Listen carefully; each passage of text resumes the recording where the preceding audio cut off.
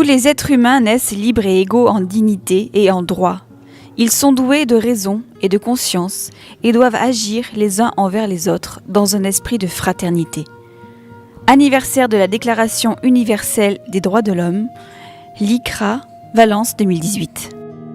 La LICRA est une association antiraciste qui a été fondée en 1927, l'une des plus anciennes associations antiracistes en France. Elle est composée aujourd'hui de milliers de militants dans toute la France, 60 sections dans toutes les régions de France, qui proposent aux militants de s'investir sur la lutte contre le racisme et l'antisémitisme à travers diverses actions, notamment des actions en matière d'éducation, des interventions scolaires.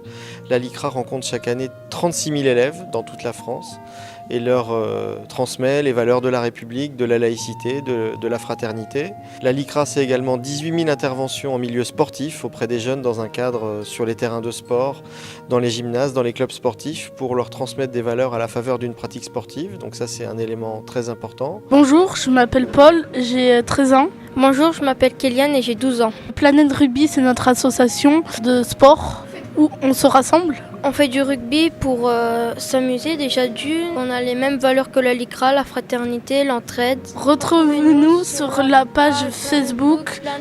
La LICRA s'investit aussi en matière de lutte contre la radicalisation. C'est nouveau, avec une convention avec le ministère de l'Intérieur qui fait qu'on intervient dans les préfectures pour former les cadres et les sensibiliser notamment à la problématique de l'antisémitisme, du complotisme. La LICRA, c'est aussi du numérique.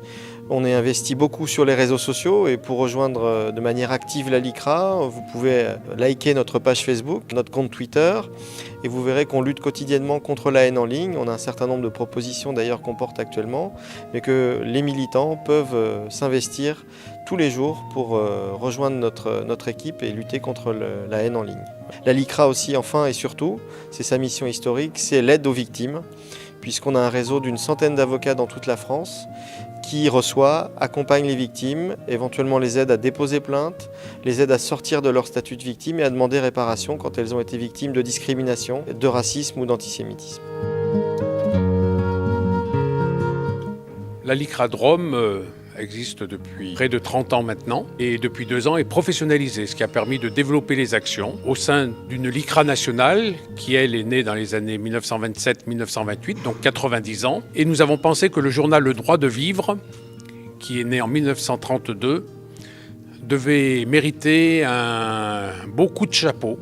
Et nous avons décidé de proposer au président national Mario Stasi et au rédacteur en chef du Droit de Vivre, Antoine Spire, de créer le premier forum du droit de vivre. Premier forum, c'est une idée dromoise.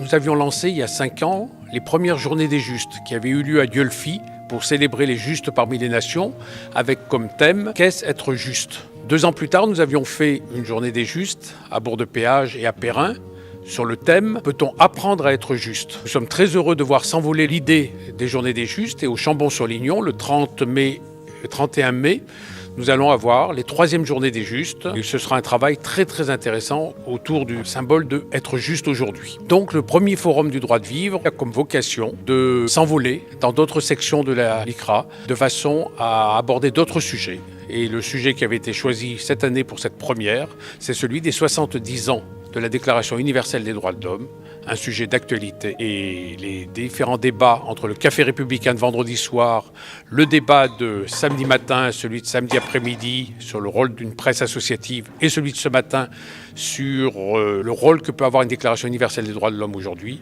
est primordial. Cheval de bataille, principalement essayer de faire adhérer et en tout cas entendre notre discours aux jeunes. L'essentiel, c'est qu'ils n'entendent pas forcément une adhésion. On sait que les adhésions viennent parfois 1 an, 2 ans, 3 ans après. Dans la Drôme, on invite souvent les sympathisants à nous voir, ceux qui partagent au moins nos convictions, pas forcément ceux qui sont adhérents. L'idée, c'est de se faire entendre, qu'on nous écoute. L'adhésion viendra si elle veut ou pas après. Très très compliqué de capter les jeunes. Ils sont aujourd'hui très attachés aux réseaux sociaux. Ce qui se passe sur Facebook fait foi, ce qui se passe sur Twitter fait foi. C'est très compliqué d'essayer de les faire sortir de ce monde virtuel, de les emmener par exemple aujourd'hui comme sur un événement un dimanche matin, ils sont sans doute devant leur télé, devant leur réseau, peut-être à écouter le live, mais j'en doute malheureusement. Et donc effectivement les capter, les sensibiliser, je pense que malheureusement à partir du moment où ils ne sont pas touchés eux directement, ils ne vont pas s'inquiéter de ces sujets-là. On trouve tout, pas surtout n'importe quoi, on trouve des choses très très intéressantes sur les réseaux sociaux, nous en l'occurrence, donc pas de n'importe quoi, mais de tout effectivement. Et là malheureusement, suite aux attentats de Strasbourg, on constate encore des théories complotistes toutes plus folles les unes que les autres. Nous, la LICRA, on lutte énormément contre ces théories complotistes. Malheureusement, quand on voit que la presse donne le micro, éteint les micros à des, je crois que c'est Flash Rider, son pseudo, il est complotiste. Je pense que j'ai vu par chance certains journalistes condamner ça et dire qu'ils avaient leur part de responsabilité eux aussi quand ils tendaient le micro à ces gens-là.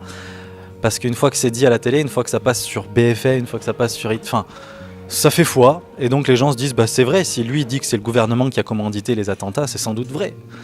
Malheureusement, ils n'ont aucun esprit critique et les jeunes sont tellement influençables, c'est malheureux.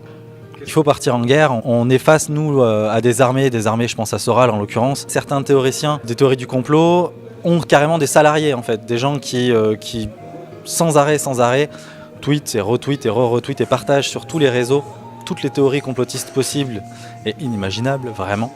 Et nous, on est très très peu armés face à ça, on est légèrement en retard, c'est vrai. Malheureusement, c'est qu'on n'a pas les moyens, nous, la LICRA, de salarier des gens pour leur dire allez retweeter ce qu'il faut, allez retweeter la vérité, retweeter ce qu'on partage.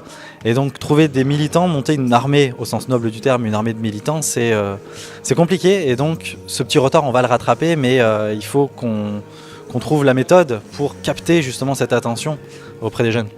Fouiller, il y a beaucoup de sites maintenant qui vous apprennent à aller chercher l'info, à aller chercher la bonne info, à déceler si c'est une vraie info, si c'est une fake news.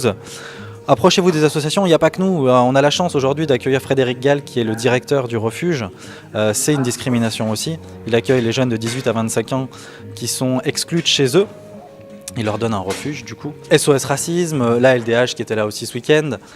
Il faut qu'on arrive, nous aussi, associations, à se fédérer. Donc allez nous voir, allez voir tout ce qu'ils disent. Si vous vous sentez mieux chez les uns ou chez les autres, il n'y a aucun problème. Les fondamentaux nous rassembleront.